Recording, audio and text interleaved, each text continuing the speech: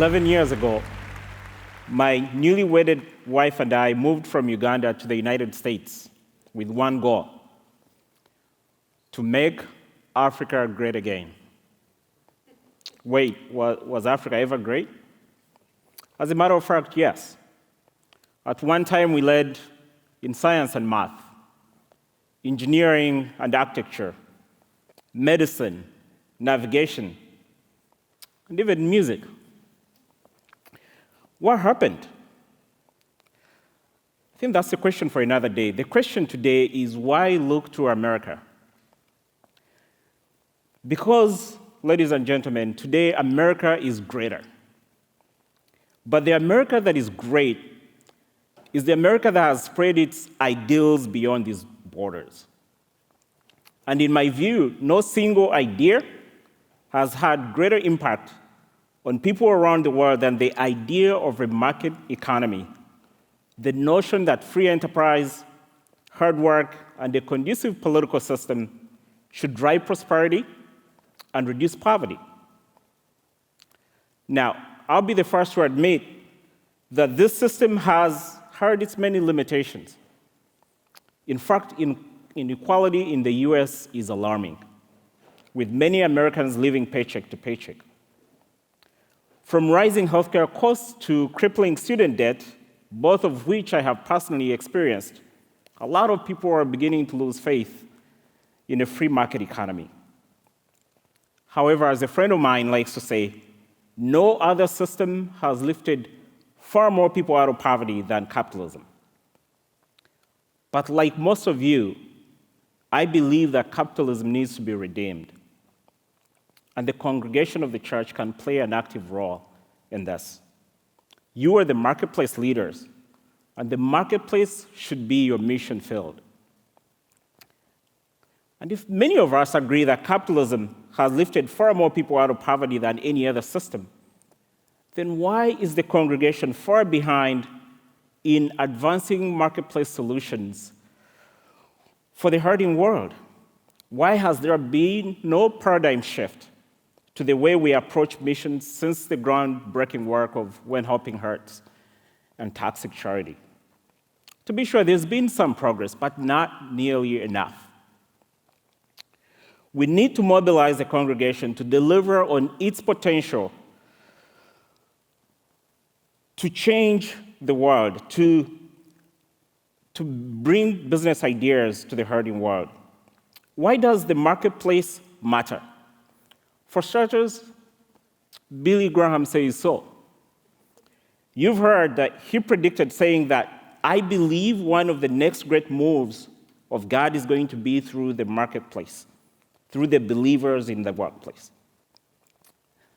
For us who come from Africa, the marketplace matters to us a lot. Allow me to tell you a little about my home, Uganda. The major crisis facing Uganda today is unemployment. 8 out of 10 who will graduate from college will not find a job. 8 out of 10. Imagine if 8 out of 10 in this room could not find a job. It would be a civil war. But countries like Uganda are grappling with this, and the demographics are staggering. The median age is only 15.8 years. So 55% of the population is under 18 years old. Soon they will be in the market looking for work, but only 20% will find a job. We know why this problem exists, and we also know how to fix it.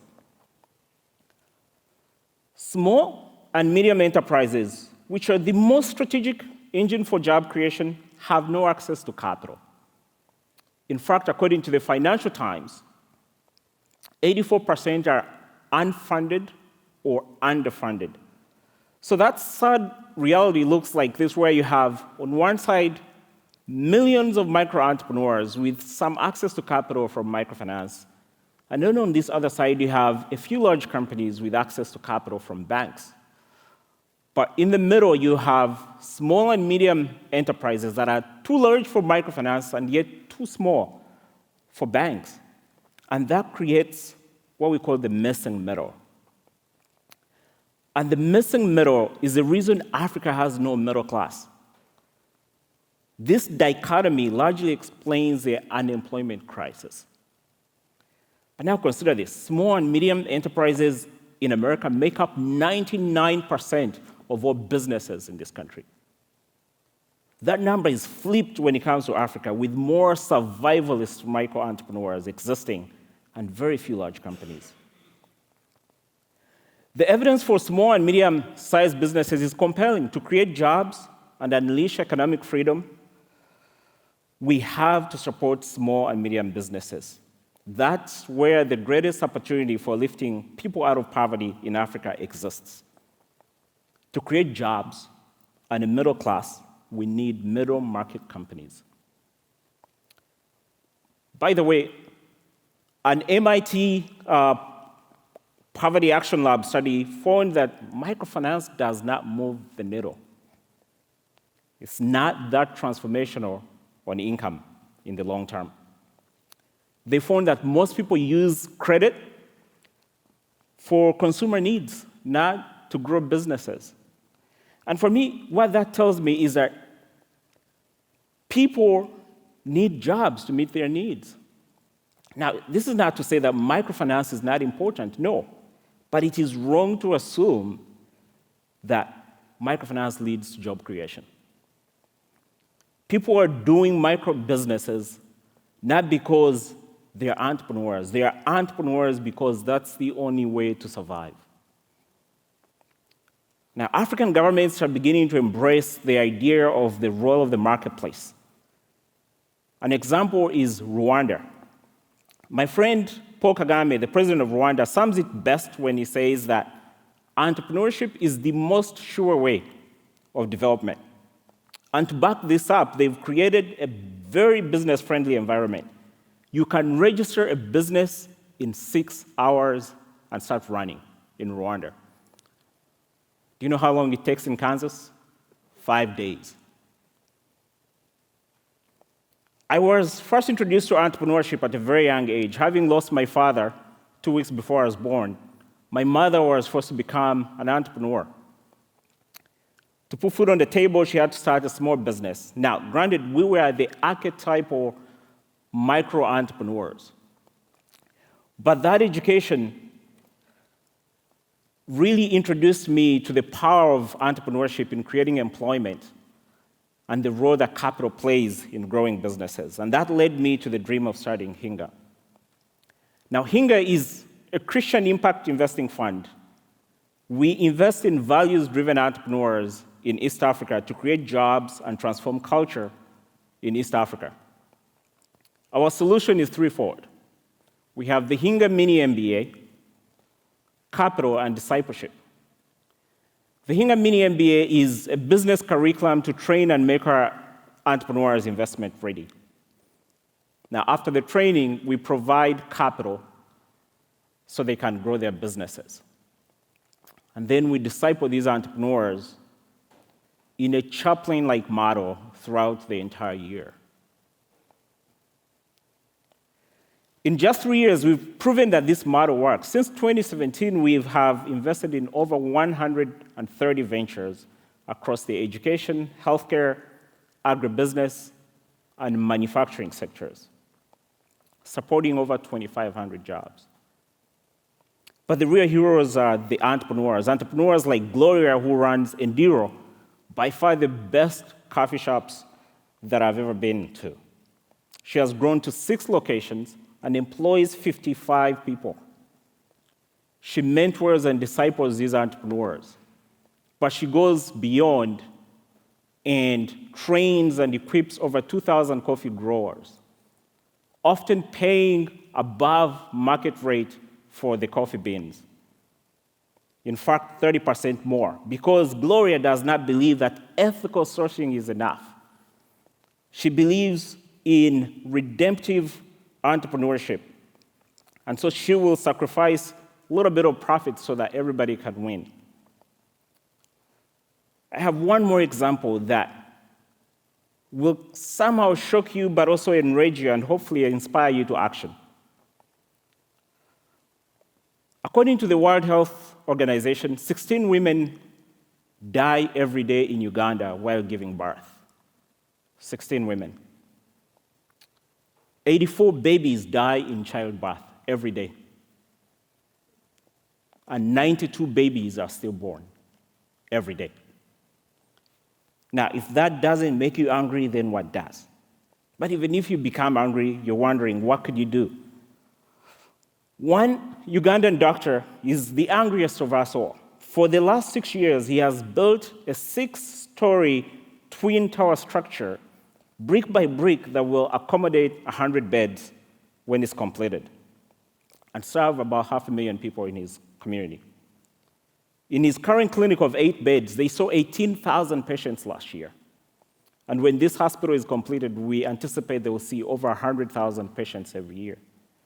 And at the same time, they employ over 350 healthcare workers and other administrators, doctors, nurses, lab technicians, and everybody. But the babies can't wait another 6 years on these mothers. Stephen needs investors to complete this hospital much sooner. The investors will make a modest return on their money. The patients will get the care they need. And we can share the gospel with a lot of people walking through the doors of the hospital. Now, in 2011, my wife and I went to the hospital 4 days early after she felt discomfort with her pregnancy. Healthcare workers gathered quickly around her, and after about 7 minutes, an older doctor walked in and said, hey, it's like, we gotta take your wife into surgery right now, or your baby will not last another 15 minutes. A few days later, my brother called me from Uganda to tell me that a childhood friend of ours had lost their baby because she did not get the attention quickly.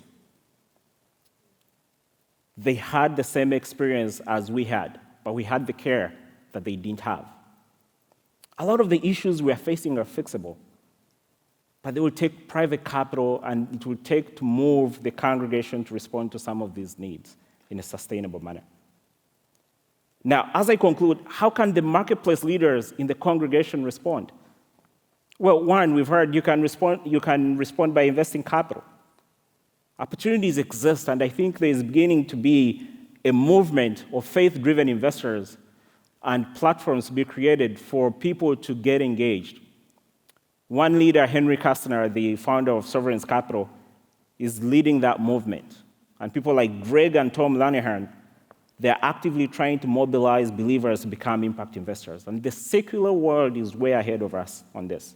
You can mentor businesses. You have experiences that we can match you up with business people, and you can share your experiences so you can help them and encourage them in their business growth. Technology exists to allow that. From joint ventures, from manufacturing to hospitality, to any other businesses that you can do, technology. You can hire people. If you're in technology, you can actually outsource talent. You have developers and people in Africa. And then you can also spread the word. More marketplace leaders in the congregation need to know and need to be activated.